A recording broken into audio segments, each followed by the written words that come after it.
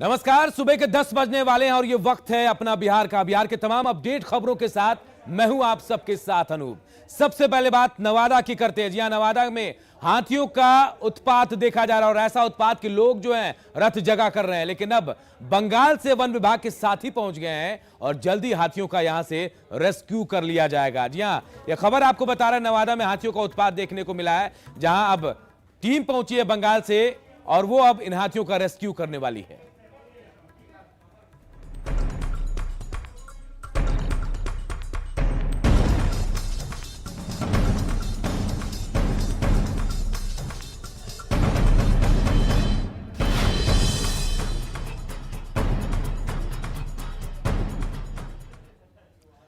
नवादा के रजौली में जंगल से आए हाथियों के रेस्क्यू के लिए पश्चिम बंगाल के बांकुड़ा से एक टीम पहुंच चुकी है और देर रात से ही टीम ने रेस्क्यू अभियान शुरू कर दिया है। हाथियों का झुंड रजौली के चित्तरकोली से निकलकर दूधमाटी गांव तक पहुंच गया, जहां हाथियों ने उत्पात मचाया है। घर में रखे अनाज को नष्ट करते हुए हाथियों ने तोड़फोड़ भी की है। वन विभाग की टीम की एक बाइक को भी क्षतिग्रस्त कर दिया और पानी टंकी के शेड को भी नुकसान पहुंचाया है। कल रात हाथियों का झुंड बौड़ी कला और उसके आसपास के गांव में पहुंच गया, जहां लोगों ने रथ जगाकर जान माल की सुरक्षा की। डीएफओ की माने तो अब जब बंगाल से साथी यहां पहुंच गए हैं तो उनकी मदद से जल्दी हाथियों को उनके नेचुरल हैबिटेट में पहुंचाया जाएगा।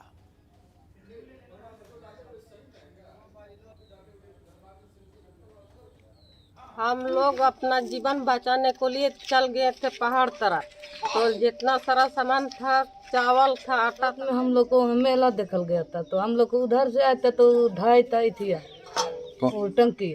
कौन ढा? वो सब तो हम लोग को उधर फिर भाग गए।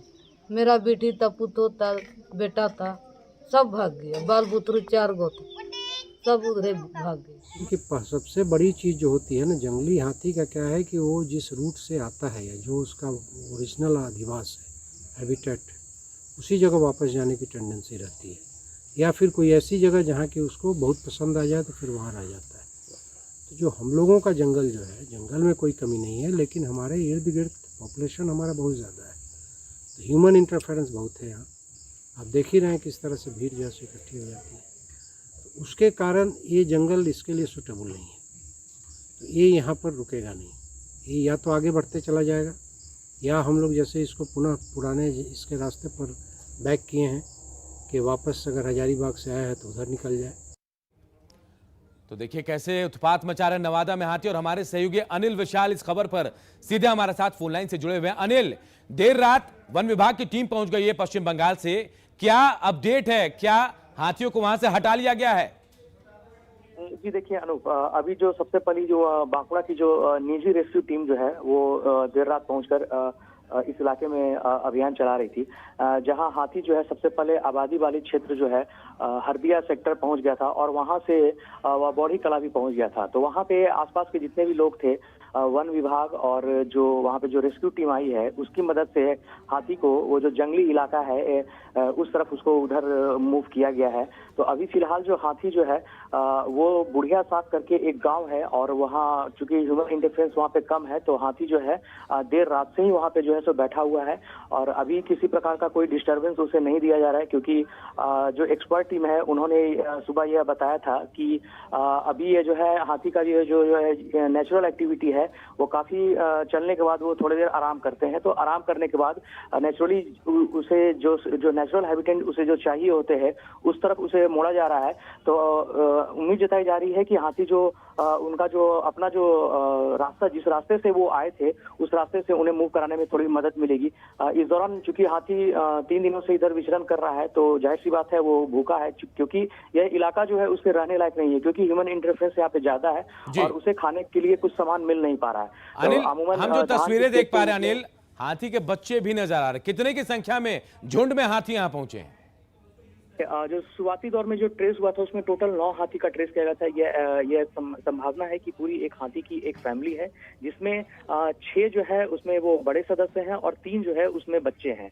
तो ये एक फैमिली पूरा एक साथ चल रहा है, इसलिए ये कम उत्पात मचा रहा है, क्योंकि हाथी में ये साइकोलॉजी होती है कि जब वो अकेला होता है तो वो ज्यादा उत्पात मचाता है और फैमिली के साथ वो कम रहता है। तो जब तक उसके फैमिली को डिस्टर्ब नहीं किया जाए तब तक वो किसी पे नुकसान नहीं पहुंचेगा। हाँ, हाथी भूखा है, इसलिए वो खाने की तलाश में इधर उधर जा रहा है। धान और महुआ उसे प्यारा होता है, तो इसलिए वो जो भी उसके रास्ते में धान और महुआ जो भी मिल रहा है उसे वो खा रहा है और नष्ट करते हुए भी आगे निकल रहा है। तो अभी फिलहाल जो अनिल, हाथी जो है, अभी तो राहत है क्योंकि हाथी वहां बैठे हुए जो आप जानकारी दे रहे हैं, लेकिन क्या मान लिया जाए कि देर शाम तक हाथियों को उनके सही जगह पर पहुंचा दिया जाएगा? जी बिल्कुल, एक सवैया टांग का ये इलाका है। धामनी से आगे इलाका जो है बुढ़िया साग का, वहाँ हाथी पहुंच चुका है। तो उम्मीद है जिस रास्ते जो इन लोग का जो वर्क प्लान जो तैयार हुआ है उस रास्ते में ये हाथी अभी बिल्कुल सही जा रहा है और उम्मीद जताई जा रही है कि देर शाम होते होते या फिर बहुत जल्द हाथी को उसके बिल्कुल। देखिए, नवादा से हम खबरें बता रहे हैं आपको, जहां हाथियों का उत्पात देखने को मिला है। हालांकि हाथियों का उत्पात इतना ज्यादा बढ़ गया कि लोग रथ जगा कर अपनी सुरक्षा कर रहे थे। हालांकि देर रात पश्चिम बंगाल से वन विभाग की एक टीम आई है और इन हाथियों को अब रेस्क्यू किया जा रहा है। अब इनके जंगल की ओर इन्हें खदेड़ने की कोशिश की जा रही है और माना जा रहा है कि देर शाम तक इनको जंगल वापस भेज दिया जाएगा या फिर जिस रास्ते से आए थे उसी रास्ते से वापस भेज दिया जाएगा।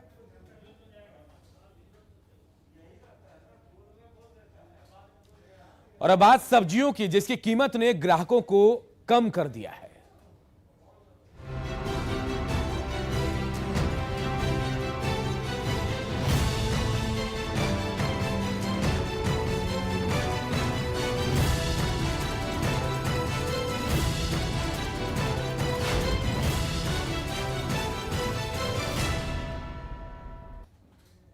जी हां, सब्जियों के दाम आसमान छू रहे हैं। दुर्गा पूजा के बाद भी सब्जियों की कीमत में कोई गिरावट नहीं हुई है और सब्जियों के दाम अब बहुत ज्यादा ऊंचे आसमान पर पहुंच गए। जी हां, आलम यह है कि बढ़ती कीमत का असर सब्जी मंडियों पर भी दिख रहा है और मंडी में सुबह के वक्त भी काफी कम संख्या में ग्राहक नजर आ रहे हैं। करीब करीब सभी सब्जियों की कीमत जो है 50 रुपए के पार है, तो कुछ सब्जियों के दाम 50 के नीचे हैं।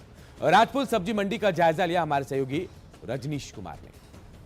दुर्गा पूजा के बाद भी सब्जियों के दाम आसमान छू रहे हैं और लगभग सभी सब्जियों की कीमत 50 के पार है। ऐसे में राजापुर सब्जी मंडी हम पहुंचे हैं और दुकानदारों से ही जानते हैं कि कितना असर पड़ रहा है।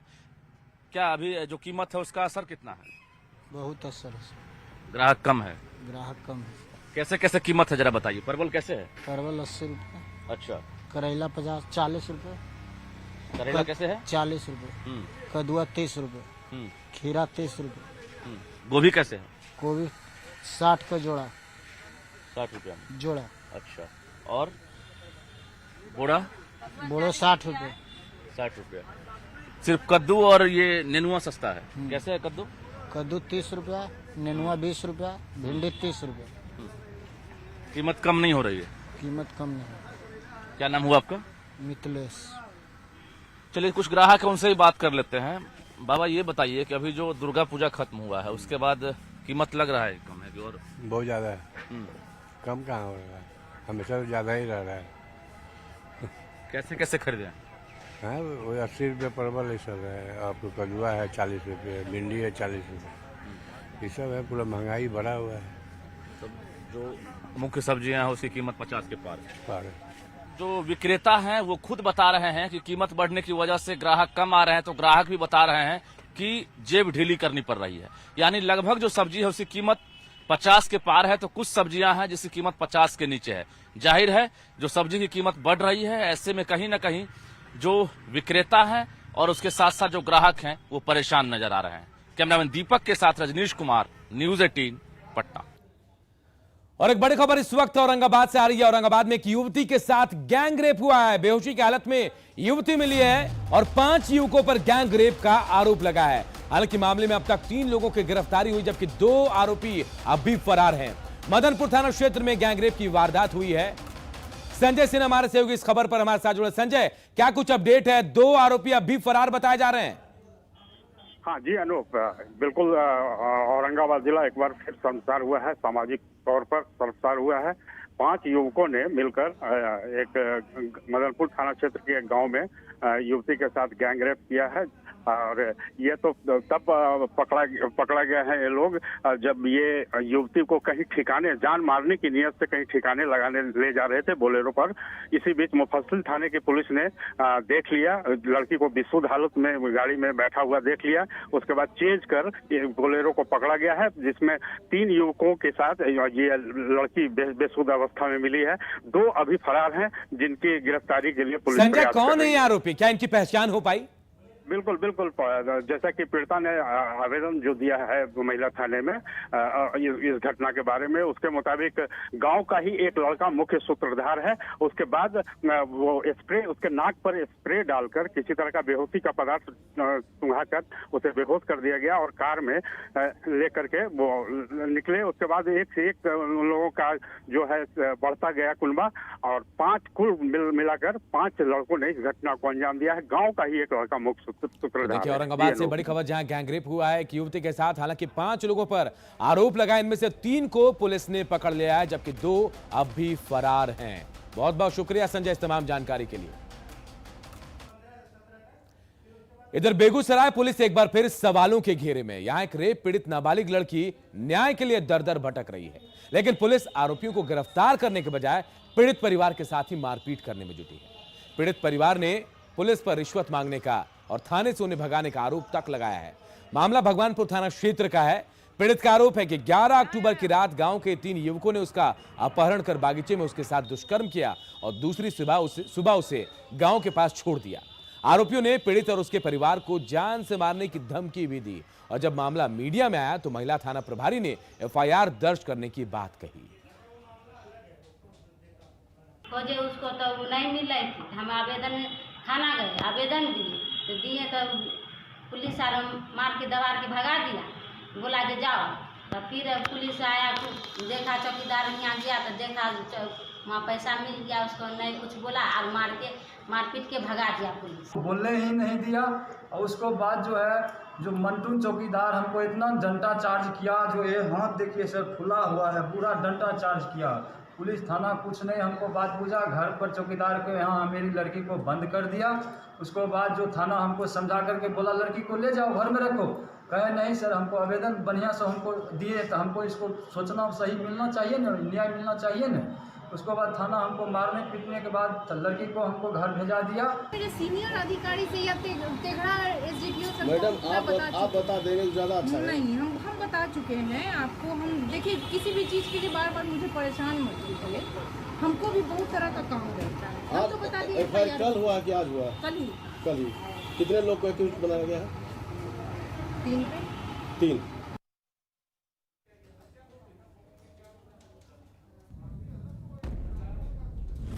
हालांकि पूरे मामले में बेगूसराय पुलिस जो है वो सवालों के घेरे में। सवाल यह है, क्या पुलिस को मालूम नहीं है कानून?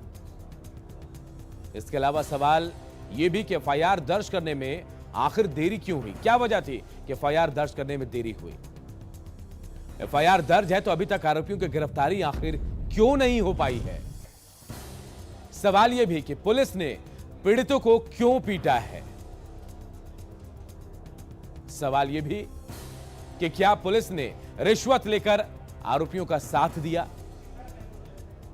और कार्रवाई उन पर भी होनी चाहिए जो दोषी पुलिस वाले हैं, और यह कार्रवाई आखिर कब होगी? ये तमाम सवाल हैं जो बेगूसराय पुलिस पर इस घटना के बाद उठ रहे हैं। चलिए बात शेखपुरा की करते हैं। शेखपुरा के अस्पतालों में मरीजों को दवा नहीं मिलने की शिकायत आम है, लेकिन अधिकारियों की लापरवाही के कारण जिला औषधि भंडार में लाखों की दवा बर्बाद हो गई। जिला औषधि भंडार का जायजा लिया हमारे सहयोगी अजीत कुमार ने। अभी हम खड़े हैं शेखपुरा जिला स्वास्थ्य समिति का ये कैंपस है, जहां जिला औषधि भंडार केंद्र भी बनाया गया है। अभी हम आपको एक नज़ारा दिखाएंगे दवा भंडार केंद्र का, जहां दवा की क्या स्थिति है। लाखों की जीवन रक्षक दवा बिल्कुल बर्बाद हो रहा है, गंदगी के बीच में रखा है। हम दिखाना चाहेंगे कि अभी आप देखिए, ये भंडार के औषधीय भंडार केंद्र है इनका शेखपुरा का, जहां दवा किस रूप में रखा गया है, दवा की स्थिति क्या है। आप देख सकते हैं कि पूरा जीवन रक्षक दवा है, सारा दवा जीवन रक्षक है, जिससे लोगों की जान बच सकती है।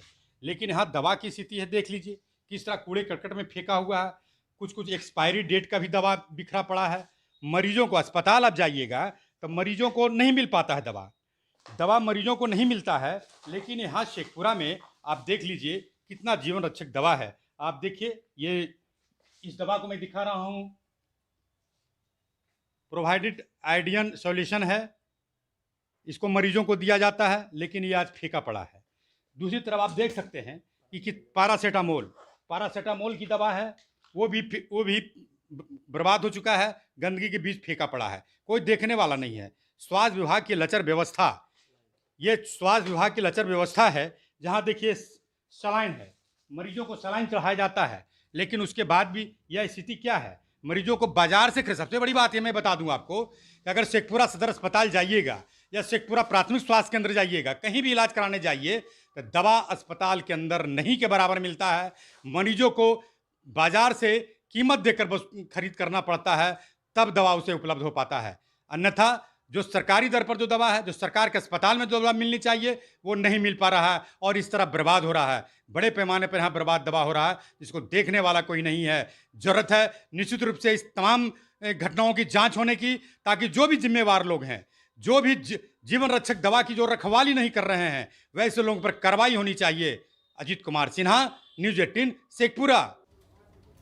अगर आपने कहा है तो हम जरूर जांच करेंगे, क्योंकि सारा रिकॉर्ड है वहाँ पर कि कौन दवा आई है, कितनी मात्रा में आई है, कितना लोग उठाए हैं, कितना अभी बचा हुआ है, एक्सपायरी क्या है।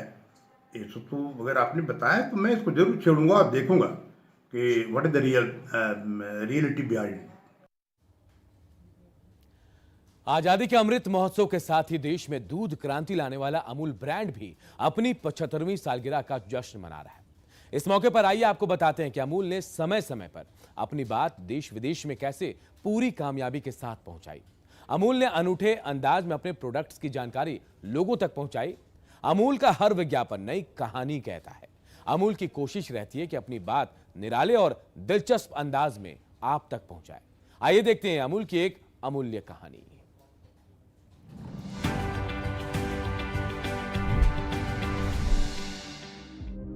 1995 में भारत में एनरॉन पावर प्रोजेक्ट एक बड़ा विवाद सामने आया।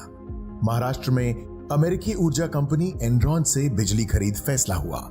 एनरॉन की बिजली महंगी थी। 1995 में महाराष्ट्र में कांग्रेस हारी और शिवसेना बीजेपी की सरकार बन गई। नई सरकार ने एनरॉन सौदे पर रोक लगा दी, इसलिए विज्ञापन में अंधेरा दिखाया गया। संदेश में सवाल उठाया गया कि बिजली आएगी या गुल हो जाएगी।